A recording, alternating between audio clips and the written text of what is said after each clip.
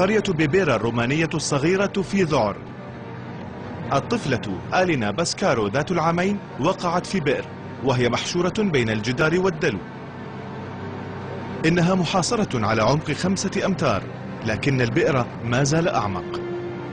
طوال 6 ساعات جربوا كل شيء، لكن الطفلة خائفة جدا ولا تستطيع الإمساك بالحبل، والبئر أضيق من أن يتسع لرجل إنقاذ. طواقم محطات الأخبار يتوسلون الجماهير لتقديم الاقتراحات. الأم ترفض السماح لأحد بمواساتها، والأب بالكاد يستطيع التحرك. وفجأة تتقدم فتاة نحيفة اسمها خوانا فورنيكا وتتطوع للنزول في البئر. سيكون عليها حشر جسمها والنزول 5 أمتار في ظلام حالك ورأسها إلى الأسفل.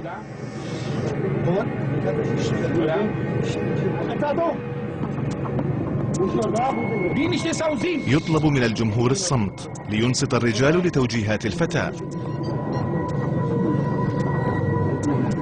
فجأة تصرخ طالبة أن يخرجوها،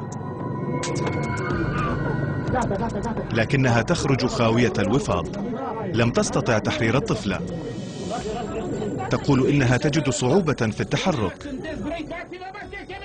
لكن بعد أن تلتقط خوانا أنفاسها تطلب منحها فرصة أخرى، وربما تكون الفرصة الأخيرة لإنقاذ الطفلة.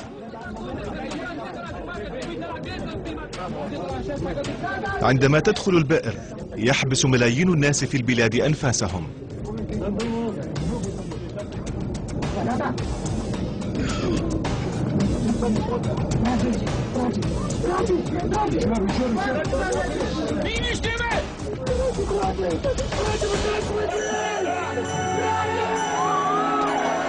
الطفلة في أمان، مصدومة وتعاني انخفاضا في درجة الحرارة، لكنها ستكون بخير.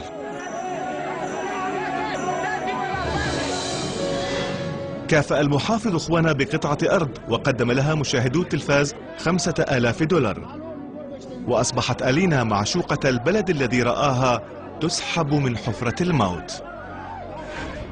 كما رأينا عندما تكون